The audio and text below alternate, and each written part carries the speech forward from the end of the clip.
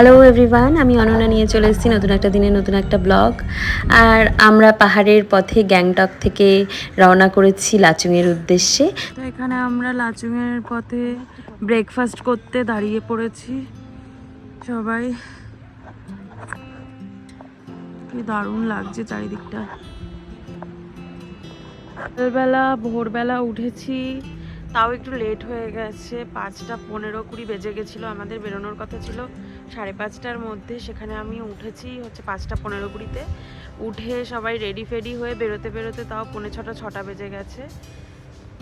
তো এখন রাস্তায় একটা জায়গায় দাঁড়িয়েছি, দারুণ চারিদিকটা লাগছে। তো ওখানে ব্রেকফাস্ট করব, তারপর আবার উপরের দিকে উঠবো। দেখো কি দারুণ চারিদিকটা।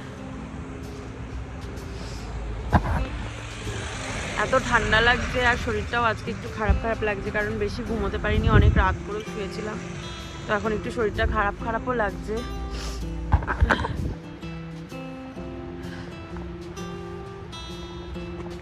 তো এখানে বলছে ম্যাগি, মোমো এগুলো পাওয়া যায়।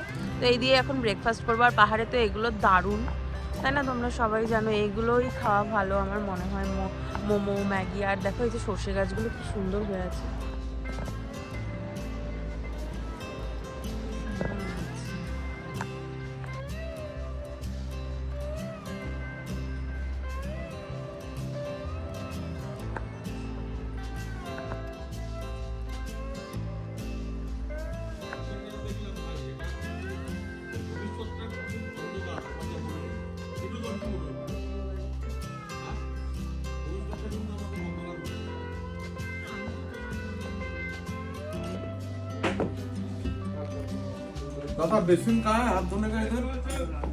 যে ব্রেকফাস্ট কমপ্লিট আমাদের, এবার আবার বেরিয়ে পড়বো।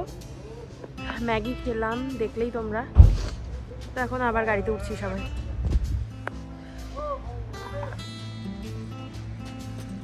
এবার এই মাঝখানে বসবো।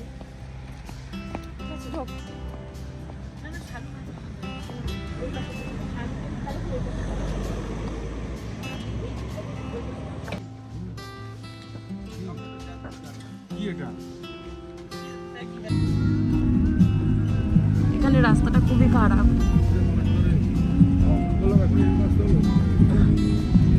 ওর জন্যই খারাপ। আরে বাবারে, এই যে আরেক পঙ্কজ দাস।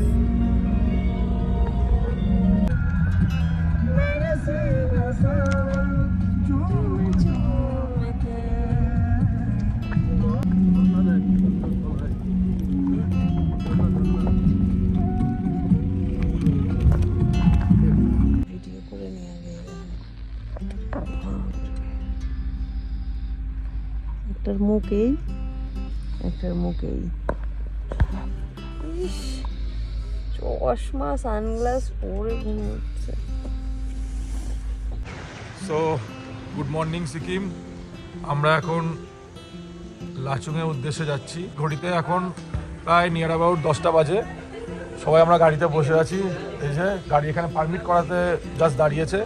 যত আমরা মোটামুটি বেরিয়েছি ওই 6টা নাগাদ হোটেল থেকে, মানে গ্যাংটক থেকে 6টা নাগাদ বেরিয়েছি। অনন্যাও গাড়িতে আছে। হ্যাঁ,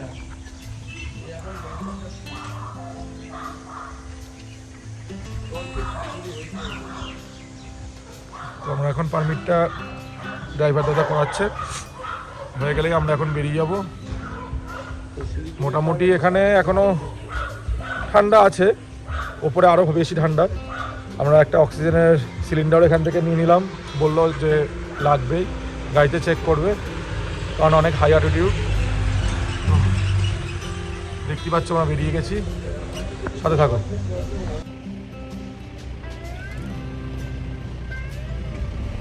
দেখো এই ব্রিজটার এখানে এসে দাঁড়িয়েছি আমরা 2 মিনিটের জন্য।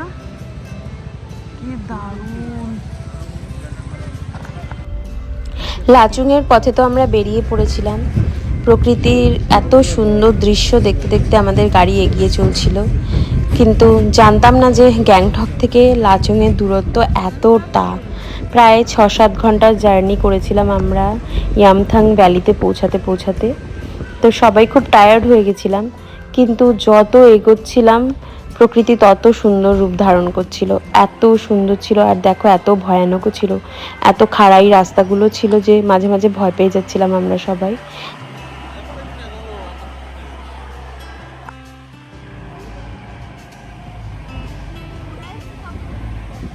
আমরা পৌঁছে যাই লাচুংয়ে। আর লাচুংয়ে যখন ঢুকি চারিদিকের ভিউটা যেন আরও সুন্দর হয়ে গেছিলো, দারুণ ছিল। যত এগোচ্ছিলাম ইয়ামথাং ভ্যালির দিকে ততই সুন্দর ছিল সব কিছু, মানে আমাদের চোখ জুড়িয়ে যাচ্ছিল। সব কষ্ট, সব এতক্ষণের জার্নি কোথায় যেন এক নিমিষে গায়েব হয়ে গেছিলো আমাদের।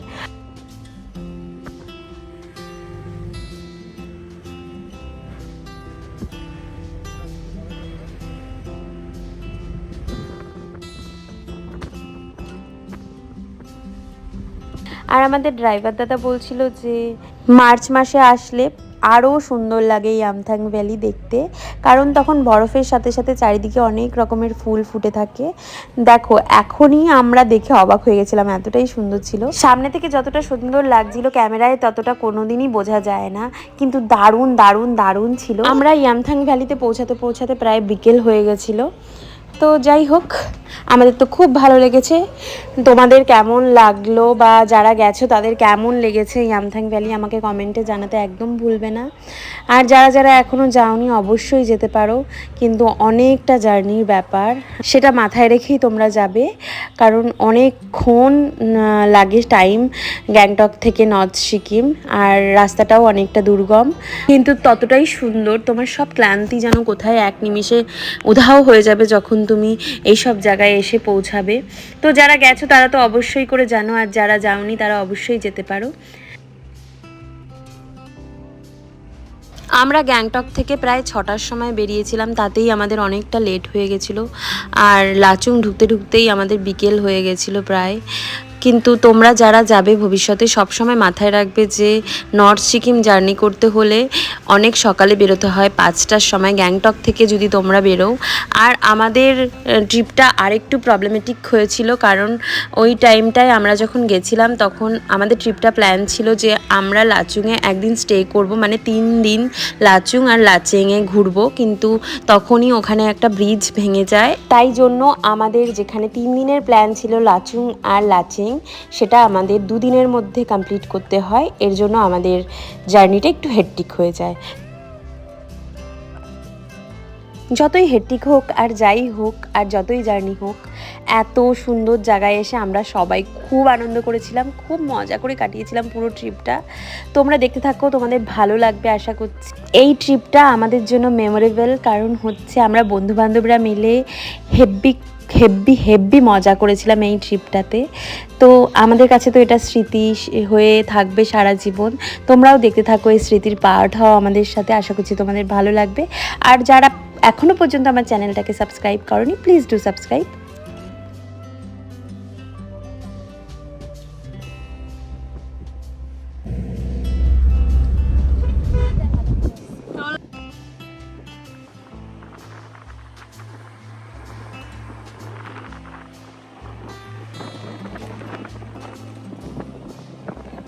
এই যে আমরা ইয়ামথাং ভ্যালির পথে এগিয়ে চলছি, কি দারুণ না ভিউগুলো।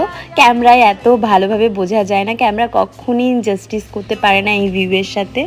তো যাই হোক, আমরা এগোচ্ছি, তোমরাও দেখো। আমি তো খুব এক্সাইটেড হয়ে গেছিলাম, আর আমাদের গাড়িতে সবাই খুব এক্সাইটেড হয়ে গেছিলো এই ভিউগুলো দেখে।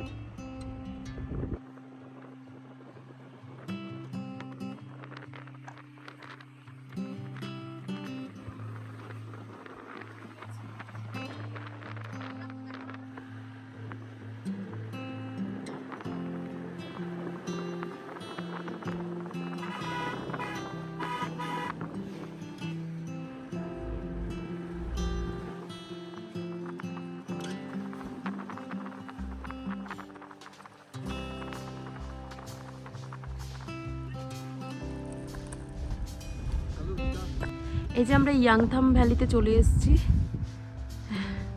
খুব সুন্দর জায়গাটা, খুবই সুন্দর। আসার সময় রাস্তাটাও যতটা সুন্দর ছিল, জায়গাটাও ততটাই সুন্দর, দারুণ দারুণ।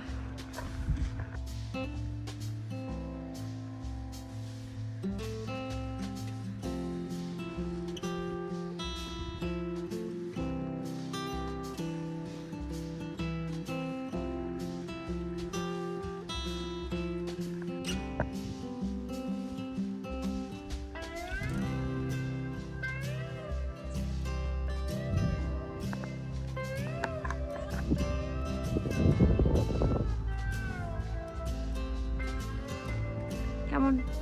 খুব সুন্দর, হালকা ঠান্ডা ঠান্ডা হাওয়া, হালকা বলতে ভালোই। ওই দিকটা বেশ বরফটা দেখে বেশ ভালো লাগছে। রাস্তায় তো অনেক বরফ ছিল রাস্তার দুপাশে। তো আমরা এখন মোটামুটি ইয়ামথাং ভ্যালির পাশেই একটা দোকানে চলে এসেছি ভেতরে। এখানে এখন 3:30 বাজে, সব বন্ধ হয়ে যায়। তো লাকিলি 2-1টা দোকান খোলা আছে। তো আমরা এখানে এই যে একটু বন্ধুরা একটু আগুন পোহাচ্ছে, এত ঠান্ডা। আর গাড়ির মধ্যে যে বাইরে গাড়ির মধ্যে হচ্ছে অনন্যরা বসে। আর এখানে দেখো, এখানে ম্যাগি হচ্ছে, এখানে ম্যাডাম দিদি আমাদের ম্যাগি বানিয়ে দিচ্ছে। এখন আমরা একটু গরম গরম ম্যাগি খাবো। আমরা এখন একটু গরম গরম ম্যাগি খাবো।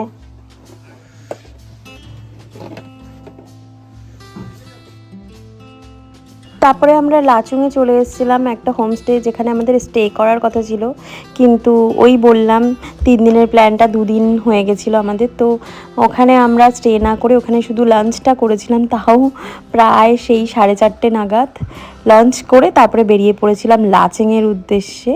তো নেক্সট ব্লগে তোমরা দেখতে পারবে লাচেং থেকে আমরা কোথায় যাই, কি করি।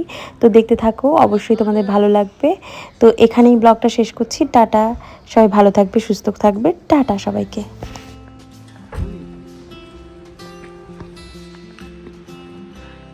খাওয়া দাওয়া করে এখন আমরা বেরোচ্ছি। পুরো সন্ধে হয়ে গেছে, অন্ধকার, আর চারিদিক মেঘে ঢেকে গেছে পুরো। এখনো 2 ঘন্টার জার্নি আমাদের, তারপর গিয়ে আমরা হোটেলে পৌঁছাবো।